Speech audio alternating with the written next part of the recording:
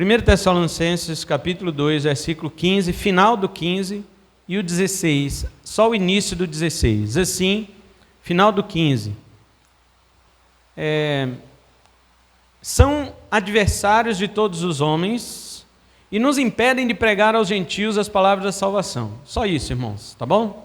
Final do 15, são adversários de todos os homens, e o início 16, e nos impedem de pregar aos gentios as palavras da salvação. Amém. Podeis sentar. Nós vamos falar hoje sobre outra característica dos judeus ímpios, que Jesus condenou em Mateus 23, e Paulo também está condenando aqui em 1 Tessalonicenses 2, 15 e 16. Os irmãos já estão ouvindo aqui o quarto sermão neste versículo, porque o apóstolo Paulo, ele também sabia que os judeus não têm esse favorecimento diante de Deus, porque tudo para Deus não é Israel, tudo para Deus é Jesus. Amém, queridos? Quando o nosso Senhor falou em Mateus 23, o presbítero João leu aqui no início, ele falou que os judeus mestres, que eram os fariseus, escribas, mestres da lei, eles ficavam na porta do reino, eles não entravam e não deixavam que outros entrassem. E Jesus disse também que eles, além de bloqueadores da porta do reino, eles percorriam terra e mar para fazer um prosélito. O que é proselitismo? Proselitismo é o evangelismo de outras religiões, tá? Quem pratica evangelismo é só a igreja verdadeira. O resto é proselitismo. Eles fazem que nem a gente, eles vão de casa em casa. Tem crente que fala para mim assim, nós devíamos imitar os testemunhos de Jeová. Negativo. Eles já imitam a gente. A igreja de Jesus, ela surgiu no século I. Testemunho de Jeová surgiu em 1914, século 20. Então quem é que está imitando quem? Eu tenho que imitar o testemunho de Jeová. Eles que estão imitando a gente e imitando de forma grotesca e caricata. Eles é que estão nos imitando e escandalizando, porque vão fazer proselitismo e não evangelismo. A única religião do mundo que faz evangelismo é o cristianismo verdadeiro. O resto pratica proselitismo, inclusive o judaísmo. Quando essas igrejas que eram bíblicas e agora começam a ser igrejas judaizantes, elas foram atraídas pelo proselitismo judaico. Você vê, Jesus mandou os seus discípulos fazerem o quê? Pregar o evangelho.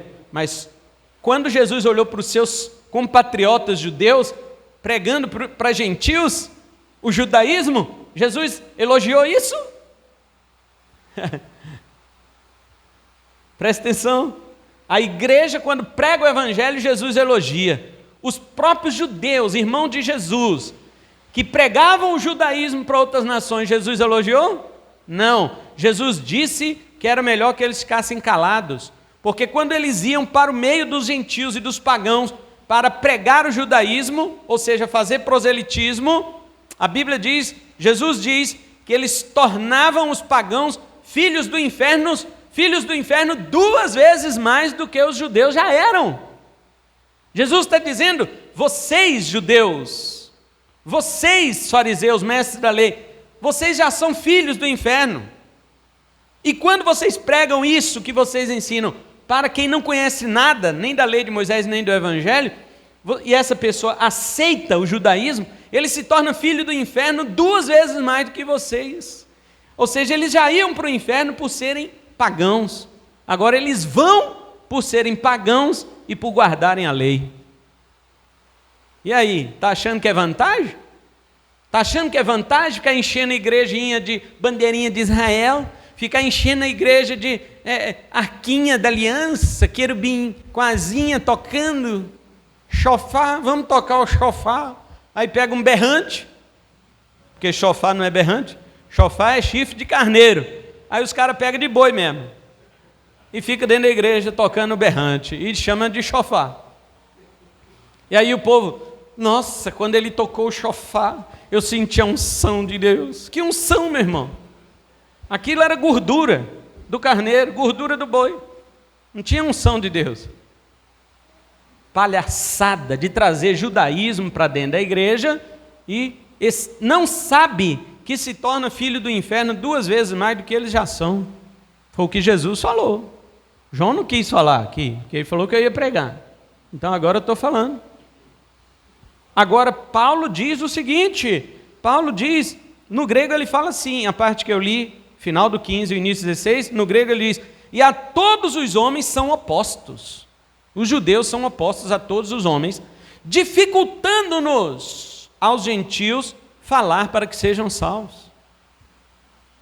Os judeus dificultam, hoje não, hoje é mais tranquilo, por quê? Porque o cristianismo cresceu, o cristianismo engoliu o judaísmo simplesmente, o cristianismo engoliu, embora os judeus não desistem, e conseguiram influenciar até as igrejas evangélicas no século 20 e 21 para voltarem à prática judaizante. Eles não desistem. Porém, a igreja devia vigiar, mas não vigiou. Em vez de pregar o evangelho, foi trazer o antigo judaísmo para dentro da igreja. E quando Paulo diz que eles são adversários de todos os homens, a palavra aqui é hostilidade, além de oposição. É hostilidade. Quem traduziu assim foi a King James atualizada, né? Colocou hostis, eles são hostis a todos os homens. Essa palavra enantios no grego é utilizada também para definir uma pessoa que fica de frente para outra, como aquele centurião que estava na frente de Jesus crucificado. Marcos usa a mesma palavra que Paulo usa aqui, são opostos a todos os homens. Marcos usou lá para dizer, o centurião estava na frente de Jesus. Ou seja, oposição é se colocar na frente para impedir mesmo, com o objetivo de impedir. E esta palavra impedir que Paulo usa aqui, no grego ela significa dificultar, recusar, conter, proibir, obstruir, resistir, impossibilitar, ficar no caminho. Bem, aqui nós estamos diante de judeus bloqueadores da porta do reino dos céus. Irmãos, Jesus veio trazer o evangelho, tá? Não cai nessa conversa aí dos hipergraça, dos pentecalvinistas, porque é neopentecostal misturado com calvinismo. Não cai na conversa deles, não, dizendo que tudo que Jesus falou lá nos evangelhos não serve, porque o evangelho começa quando Jesus morre na cruz. Eles dizem isso. Então jogue fora o sermão do monte, jogue fora o sermão profético, jogue fora os avisos de Jesus em João 13, 14, 15, que são os ensinamentos íntimos para os seus discípulos. Jogue fora tudo que Jesus Cristo falou, porque o que vale, segundo eles, é o que os apóstolos falam depois da morte de Jesus, porque até a morte de Jesus tudo era lei, tudo era lei. Que mentira do diabo! Isso que está acontecendo no meio evangélico, e as pessoas engolem isso por quê? Porque tem prazer na mentira. Tem prazer na mentira. Jesus falou isso, ai de vós, escribas, fariseus hipócritas, porque fechais o reino dos céus diante dos homens. Paulo está falando a mesma coisa. Eles nos impedem de falar aos gentios para que sejam salvos. Vocês não entram e não deixam entrar os que estão entrando. Quando Jesus veio trazer o evangelho, sabe o que os fariseus faziam? Eles faziam motim, eles faziam panelinhas entre eles para bloquear os ouvintes de Jesus. Falar, não escuta esse cara não. Eles falavam, não vem nada bom lá da Galileia não, tudo da Galileia não presta. Esse Jesus aí, se ele fosse o Messias mesmo, ele não tinha vindo da Galileia nada. Eles falavam mal de Jesus para as pessoas, e Jesus disse, vocês são filhos do inferno. Será que a geração de hoje aceitaria alguém chamá-los de filhos do inferno? Esse pastor, esse pregador é ofensivo, está me ofendendo, vou processar. E a justiça já gosta, né? Tudo que é contra a igreja, eles querem dar a causa ganha para quem vai reclamar, perdida para a igreja. E fica nesse lenga-lenga, e a gente com medo de falar a verdade. Jesus não tinha medo, não, ele já ia morrer mesmo. Ele já veio para morrer. Ele vai querer preservar a vida dele? Eu vim para morrer, então eu falo logo a verdade. Não é por causa da verdade que eles vão me matar? Então, pastor, mas não é bom não, porque eu conheci um pastor que falava a verdade e eles mataram ele. Glória a Deus!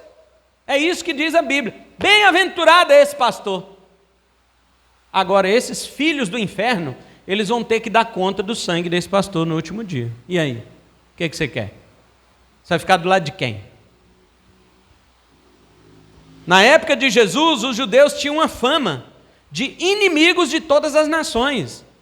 Houve um historiador romano chamado Tácito, e ele nasceu no ano 55 depois de Cristo e morreu no ano 120. Ele escreveu vários livros de história, né? No livro 5º de história dele, ele disse que os judeus tinham um terrível ódio contra todo mundo, e o mundo todo tinha um terrível ódio contra os judeus. Porém, havia uma curiosidade.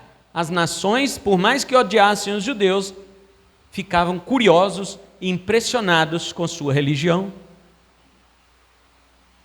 Você vê, todo lugar que os judeus iam, ele abria uma sinagoga. E nessa sinagoga tinha judeus, em primeiro lugar. Em segundo lugar, tinham prosélitos. Quem são os prosélitos? Pagãos que eles convertiam ao judaísmo. Em terceiro lugar, haviam ali tementes a Deus. Quem eram os tementes a Deus? Que Atos lá fala que Cornélio era temente a Deus. Não é aquela pessoa, nossa, como esse cara teme a Deus. Não é isso não. Temente a Deus em Atos é a pessoa que era pagã ou gentia e que ia para a sinagoga sem compromisso. Isso é temente a Deus. É igual hoje as pessoas que vêm na igreja sem compromisso, né? Sem crer em Jesus, sem se converter, mas gosta de visitar. Naquela época, Lucas chamava de temente a Deus essas pessoas.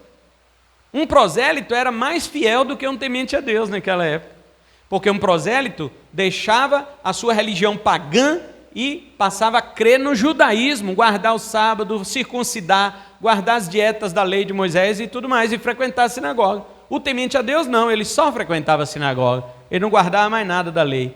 Existia, no livro de Atos, existia além disso, existia o cristão, que era o discípulo, né?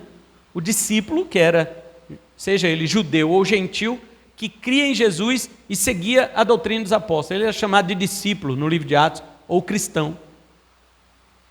Então nós temos aqui judeu, gentil. O gentil não era nada.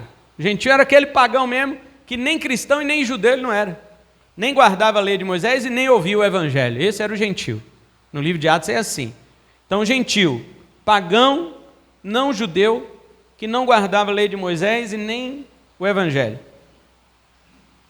Discípulo, judeu ou gentil que seguia a Cristo. E depois foi chamado cristão, Atos 11, 26. Terceiro, temente a Deus.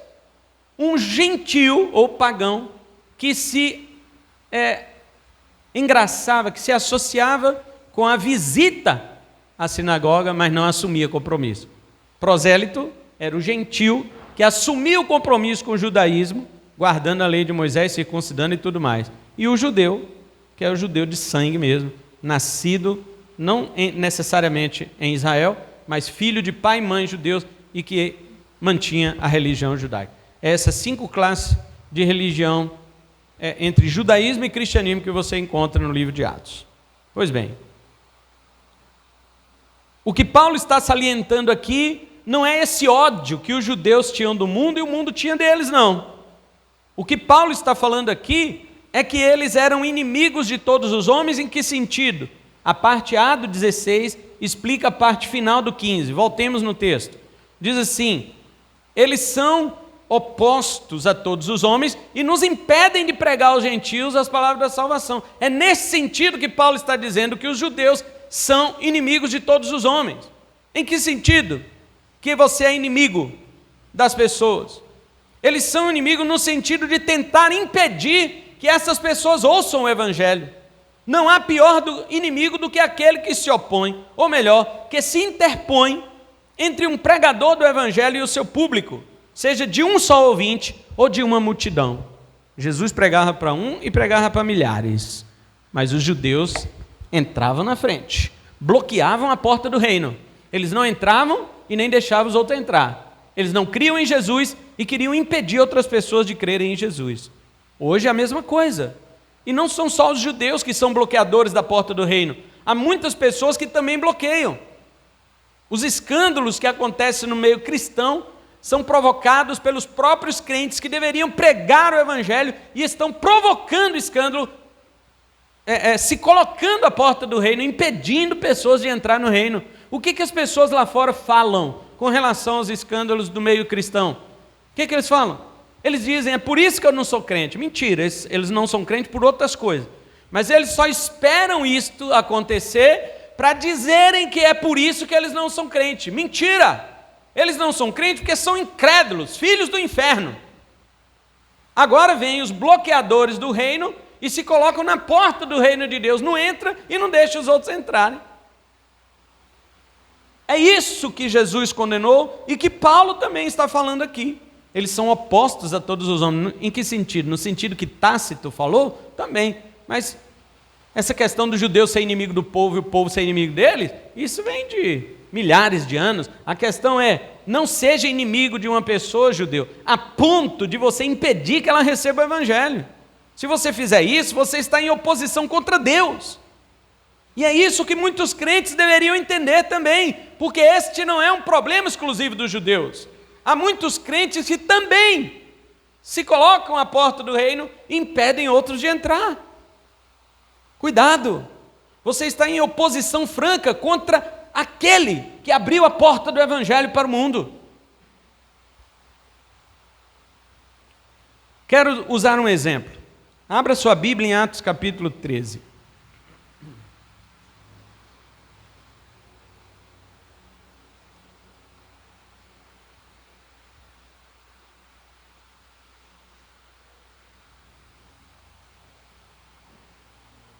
Em Atos 13, a partir do versículo 6, existe uma história. Deixe sua Bíblia aberta, você pode ler, mas eu vou contar a história. Não vou ler o texto, mas quero que você leia enquanto eu conto a história. A partir do versículo 6.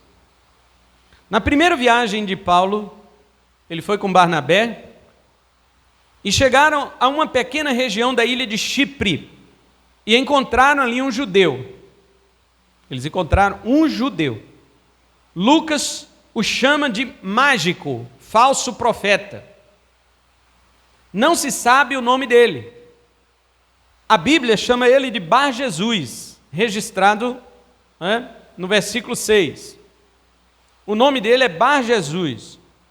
Mas Bar no aramaico significa filho. E Jesus é Yeshua ou Josué, mesma coisa. Jesus, Yeshua, Josué e Yehoshua é a mesma coisa. Oséias é a mesma coisa. Isaías, tudo é Jesus, mesma coisa. Tudo tem o mesmo significado. Então não se sabe o nome dele, porque Bar no aramaico é filho. O pai dele é que se chamava Jesus, entendeu? Ele era filho de um homem chamado Jesus, que era um nome muito comum naquela época.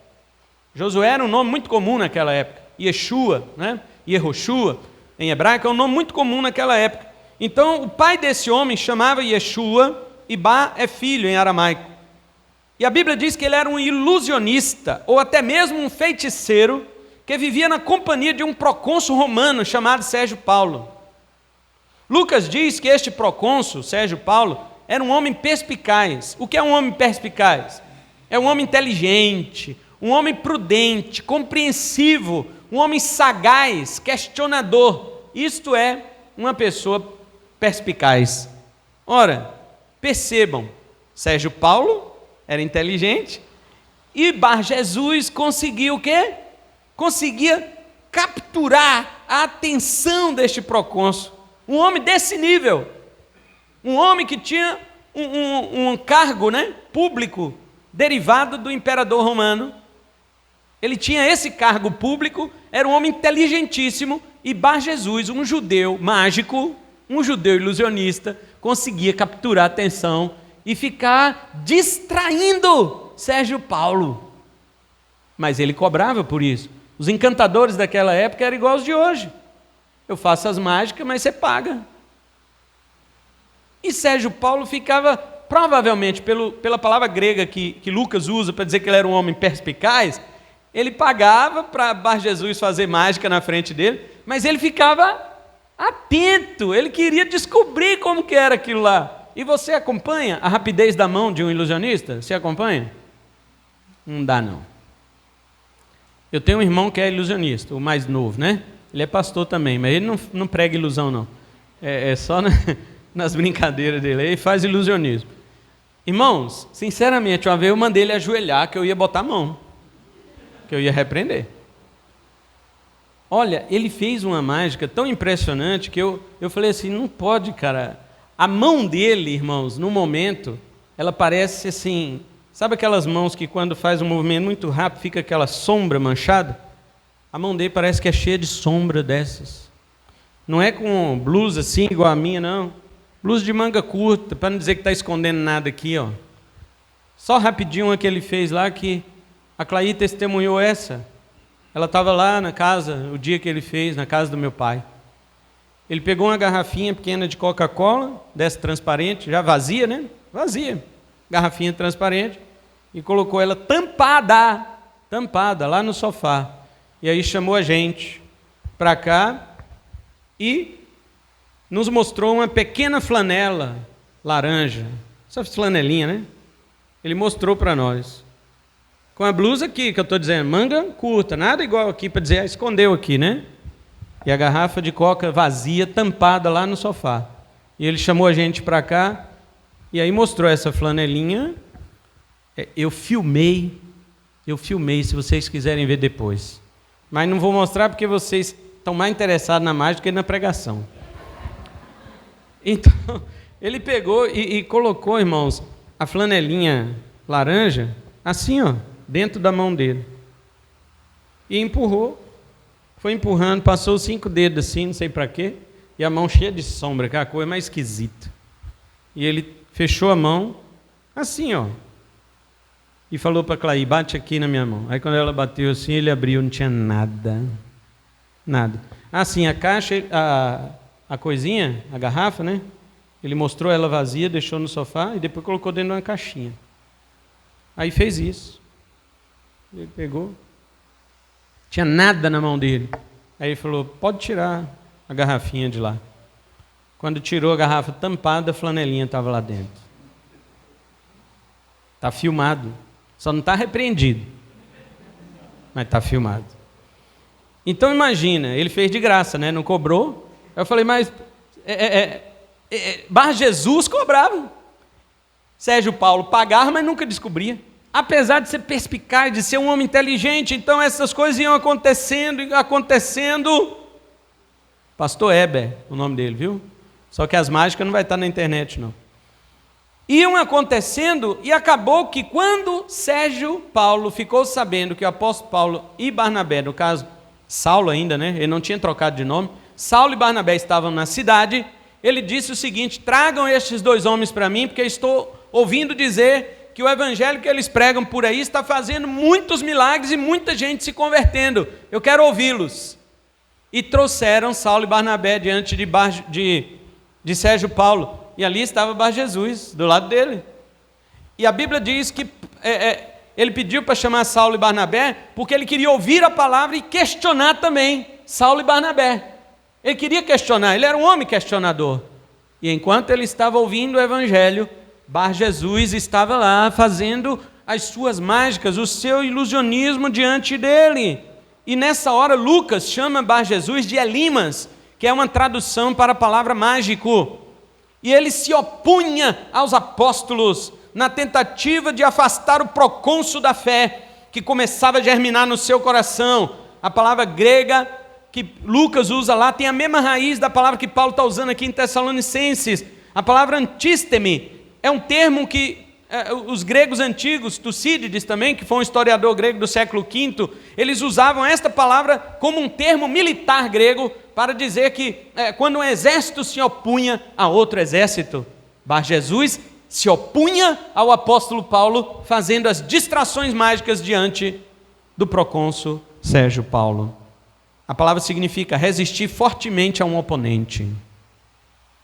Este judeu, ele bem que poderia estar fazendo proselitismo por lá. Poderia. Ele poderia abrir uma sinagoga para ele poderia pregar o judaísmo para outros, tornar outros filhos do inferno 2 vezes mais do que ele, mas não, o que ele preferiu ser? Ele preferiu ser um mágico, ele preferiu ser um encantador, ele preferiu ser um ilusionista, que nem aquele samaritano que tinha lá, chamado Simão, né? Lá em Atos 8, quando Filipe foi pregar o evangelho em Samaria, tinha um mágico lá também, chamado Simão Mago. Ele estava lá, envolvendo o procônsul com divertimentos sem explicação. E quando os apóstolos chegam com a pregação do evangelho, ele se lhes torna opositor. É este o sentido que Paulo está falando aqui em Tessalonicenses, a frase que ele diz, adversário de todos os homens. Isso não era uma característica somente de Bar Jesus, irmãos. Isso era uma característica de todos os judeus, não da mágica, não estou falando mais da mágica, mas sim da oposição. Bar Jesus utilizava a mágica dele para se opor ao evangelho, tentando distrair o procônsul, mas os demais judeus que não mexiam com mágica, com artes mágicas e encantamentos, eles distraíam com outras coisas, eles falavam mal dos pregadores do evangelho, eles iam lá para bater nos pregadores do evangelho na frente dos seus ouvintes. Vocês acham que os apóstolos já apanharam muitas vezes na frente das pessoas que eles estavam pregando? Hoje isso seria motivo de vergonha. Um pastor apanhar na frente da igreja para quem ele está pregando, e já está acontecendo isto. Aconteceu isto em cidades aqui na nossa região da América, tanto da América Latina, do Sul aqui, como da América Central. Pastores apanhando por estar pregando a verdade dentro da igreja. Entraram os maus elementos e bateram nos pastores, no púlpito, na frente da igreja. Isso acontece direto, irmãos. Hoje seria motivo de vergonha aqui no Brasil. Porém, os judeus, eles não usavam do ilusionismo, mas usavam da violência. Os irmãos conhecem o fim dessa história, o duelo entre Saulo e Elimas. Primeira vez que Saulo será chamado de Paulo aqui é nesse texto. Foi assim que Saulo, também chamado Paulo, né? Cheio do Espírito Santo. Bom, só explicando, Saulo era o nome hebraico dele, viu, irmãos? Mas aí ele achou por bem trocar o nome hebraico dele por um nome latino, porque ele estava fazendo missões mais para gentios, que já falavam não só o grego, mas também o latim, que era a língua romana. Então ele preferiu trocar a palavra Saulo, que no grego é Shaul, né? Rei Saul. Ele preferiu trocar Saul, que era o nome dele, por Paulus, que era o nome latim. Então, dava uma sonoridade semelhante, mas tinha significados diferentes. Então, agora Saulo, que também é chamado Paulo, diz o texto, cheio do Espírito Santo, fixou os olhos em Bar Jesus e disse para ele, ó filho do diabo. Vocês estão vendo alguma coisa politicamente correta aqui? Eu não. Eu estou lendo o apóstolo Paulo chamar Elimas de filho do diabo, cheio de todo engano e de toda malícia, inimigo de toda justiça, não cessarás de perverter os retos caminhos do Senhor? Pois agora, eis aí está sobre ti a mão do Senhor, e ficarás cego, não vendo o sol por algum tempo. Diz a palavra no verso 10 ao 12, no mesmo instante caiu sobre ele névoa e escuridade, e andando à roda, procurava quem o guiasse pela mão. Então o procônsul, vendo o que sucedera, creu, maravilhado com a doutrina do Senhor. Aleluia! Vitória da doutrina do Evangelho. Observe as frases da maldição de Paulo. Primeiro, filho do diabo, contrastando com Bar Jesus, que era filho de Jesus. Paulo quer dizer, você não é filho de Jesus, você é filho do diabo. Jesus é quem eu prego, não é seu pai não. Seu pai é o diabo, e Jesus é quem eu prego. Primeira frase de Paulo, filho do diabo, para contrastar com o nome dele. Segundo, cheio de todo engano e malícia, para contrastar com seus enganos mágicos que iludiam o procônsul, que achava que aquilo era verdade. Engano. Terceiro, Paulo diz, inimigo de toda justiça, exatamente o que nós estamos falando aqui em Tessalonicenses. Os judeus são inimigos do que é justo. Os judeus ímpios, eles acham que justiça provém da lei, mas Paulo diz que a justiça provém da fé. Quarto, perverter os caminhos retos do Senhor, ou seja, distorção da palavra de Deus. Você não só distorce a palavra de Deus quando está fazendo magia para distrair outras pessoas, você torce a palavra de Deus quando você sobe a um púlpito e não prega conforme está escrito. E é isso que tem acontecido em nossos dias. Mas ninguém assusta. E depois vem assustar com outras coisas. E aí a linguinha já coça para todo mundo ficar sabendo. Por que não falamos quando estava pregando heresia? E por que quando tem quem fala, tem outros que mandam, não pastor, não fala disso não, porque cada um crê de um jeito, né? É mesmo? Olha o que Paulo está dizendo, você perverte os retos caminhos do Senhor. Deus não tem um caminho para você entender de um jeito e eu de outro não. O caminho de Deus, a palavra de Deus, ela é uma só. Ela só tem um entendimento. Eu posso estar errado em um entendimento, você pode estar errado em um entendimento, mas ela só tem um. Tem vários não.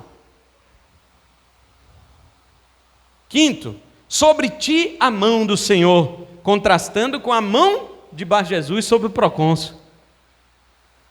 Paulo diz assim, em vez da tua mão estar sobre o procônsul, é a mão do Senhor que vai estar sobre ti agora.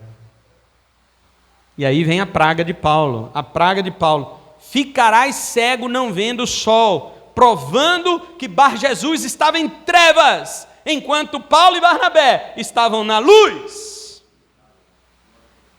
E a última, 7, por algum tempo, ou seja, uma concessão a um possível arrependimento posterior.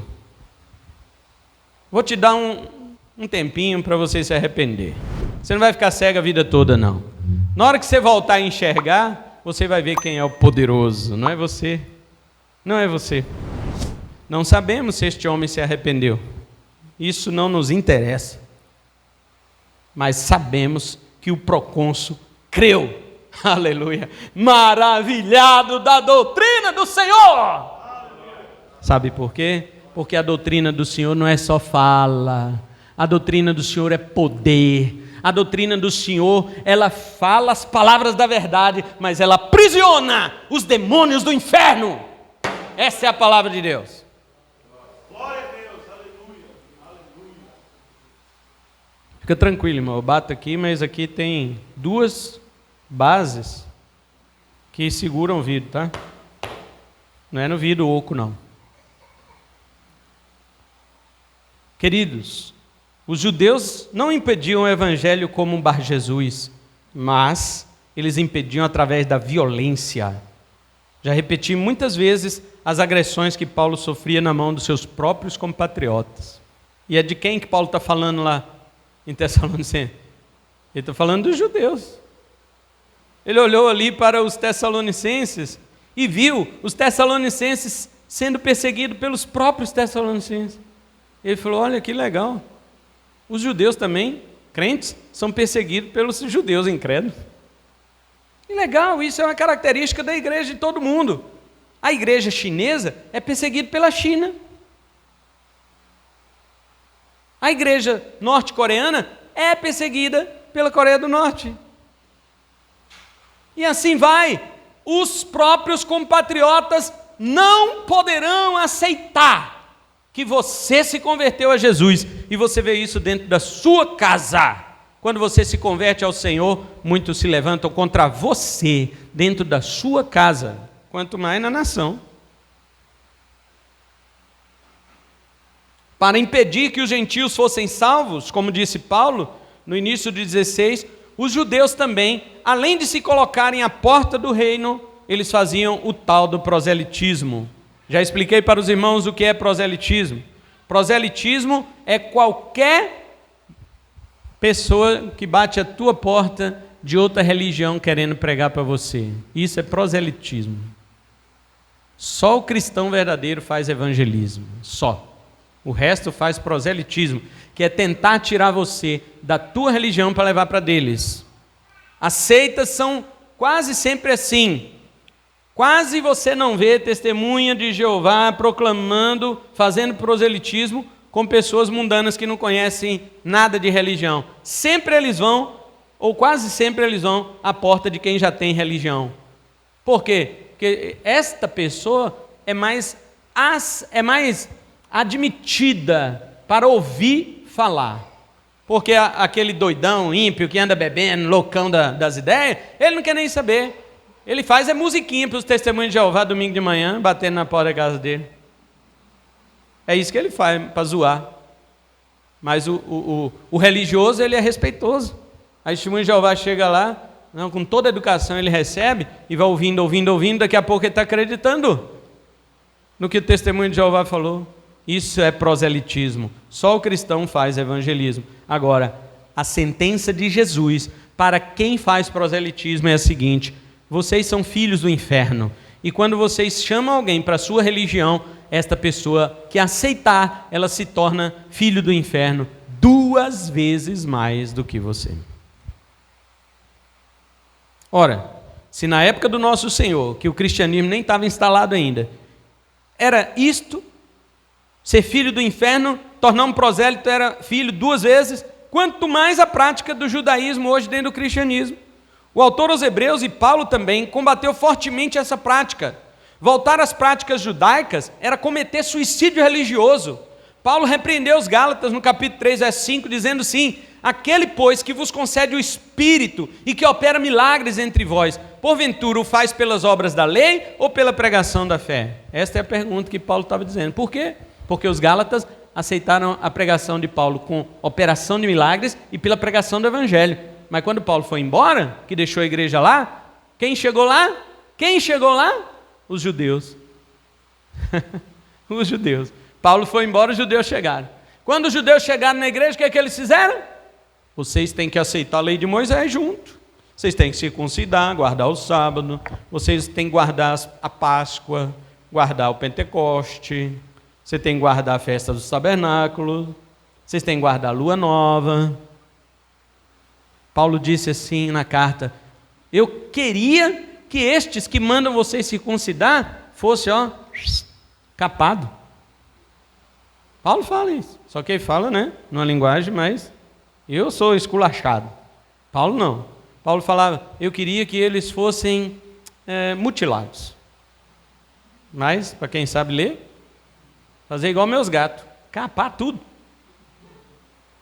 Por quê? Porque vocês acham que circuncisão salva. Isso é suicídio religioso. Vocês estão levando a igreja do Senhor a ser, ou a querer ser, filho do inferno em dobro. Igreja. Igrejinhas que ficam aí com bandeirinha de Israel. Israel é relógio de Deus. Arquinha da aliança. Chaveirinho de menorá, daquela, do castiçalzinho, com 7. Filhos do inferno 2 vezes mais. O autor aos Hebreus fala, no capítulo 10, 26 ao 29, que se você converte a Cristo e quer voltar para o judaísmo, você está profanando o sangue da aliança e ultrajando o Espírito da graça. O que você quer, irmão? Uma pessoa que pisa o sangue de Jesus e profana o Espírito Santo é o quê? É filho do inferno em dobro. Não sou eu quem falo isso, a Bíblia diz isso, eu estou dando as referências, só não vamos ler por causa do nosso tempo. Depois em casa, irmão, leiam Atos 15, porque toda a confusão que deu ali em Atos 15, foi por causa de quê? Judeu, que disse que havia se convertido, entrou para dentro da igreja, e virou uma briga na igreja, porque eles queriam que os irmãos circuncidassem e que guardassem o sábado. Eles queriam trazer suas bugigangas e suas velharias para dentro do Evangelho. Ainda hoje, não só existem judeus que querem guardar o vinho novo em odres velhos, Como também há os que se dizem cristãos querendo usar retalhos velhos em cima de pano novo. Os adventistas, por exemplo, eles querem trazer as quinquilharias do Velho Testamento para colocar por sobre aquilo que é novo que Jesus trouxe. E Jesus falou, não adianta, você coloca vinho novo em odre velho, na hora que o vinho fermentar, ele abre o odre já está velho e ressecado, ele racha e perde os dois. Você não fica nem com odre nem com vinho. Jesus está dizendo, ou o evangelho ou lei.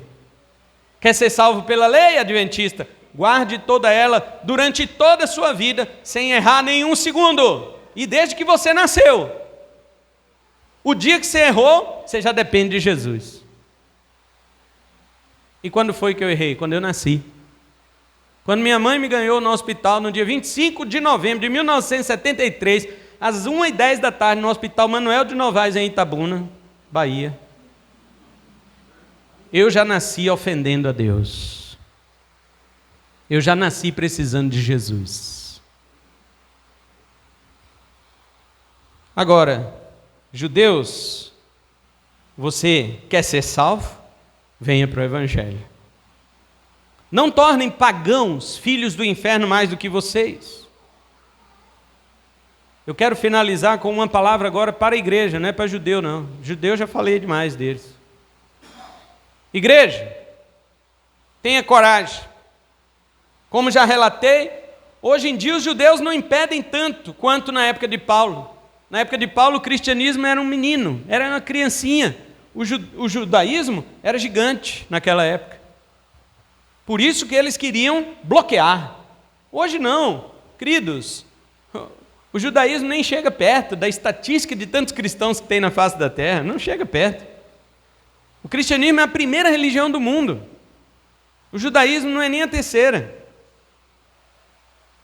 Existem outras religiões aí, segundo lugar islamismo, né? Terceiro hinduísmo, budismo. Judaísmo vem em quinto, sexto ou sétimo lugar. Eles não fazem mais esse tipo aqui de perseguição, de bater em crente, essa coisa que fazia naquela época. Então, igreja, pregue o evangelho a toda criatura, inclusive as criaturas judias. Se os judeus tornam os pagãos filhos do inferno em dobro pelo fato de judaizá-los, o que não os tornamos nós quando deixamos de pregar para eles?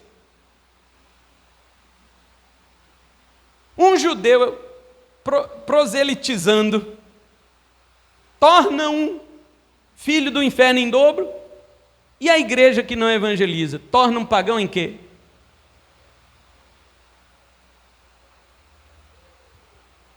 A igreja também será responsabilizada, porque só ela tem a palavra final que pode tirar essa filiação infernal dos judeus e dos pagãos.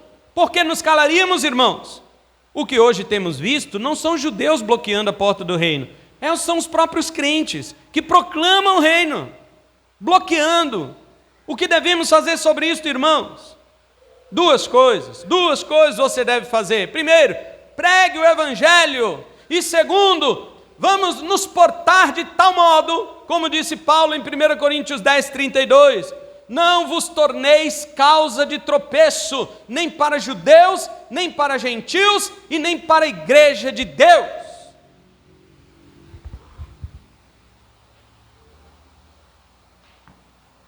Semana que vem nós vamos falar sobre o cálice da ira de Deus que derramou sobre os judeus. Ainda no verso 16. Só que eu quero deixar esta mensagem para a igreja agora. Queridos, se esta sentença vem para os judeus porque eles saem pregando o judaísmo, qual a sentença que virá sobre nós que não saímos pregando para ninguém?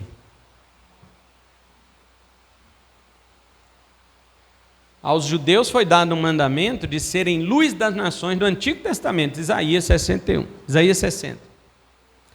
Eles eram luz das nações, mas eles avacalharam tudo, como diz o mineiro. Eles vacalharam tudo.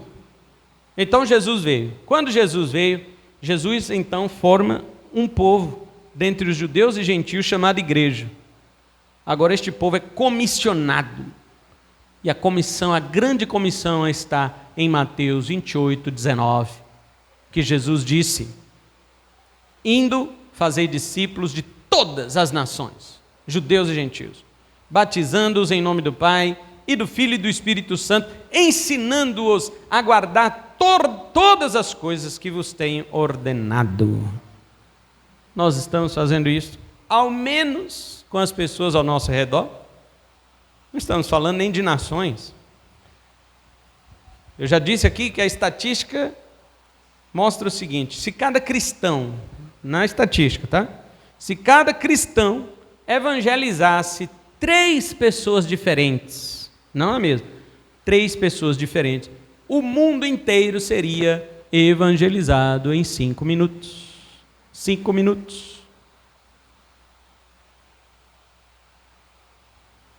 O que nós estamos fazendo? A ira de Deus caiu sobre os judeus que bloquearam a porta do reino e que tornaram outros filhos do inferno 2 vezes mais do que eles por estar fazendo proselitismo. E de nós cristãos? O que será se não pregarmos a única mensagem que salva? A única. A do judeu não salva, não. Eles podem pregar o tanto que eles quiserem, o judaísmo não vai salvar. A nossa é a única que salva. Que o Senhor nos desperte. Aproveite, irmão, aproveite. Você percebe que o fim dos tempos está aí, na porta já? Percebe isso claramente? Então, não dê bobeira não, não perca tempo não. Bobeou na sua frente, fale de Jesus. Amém? Vamos ficar em pé e vamos orar ao Senhor.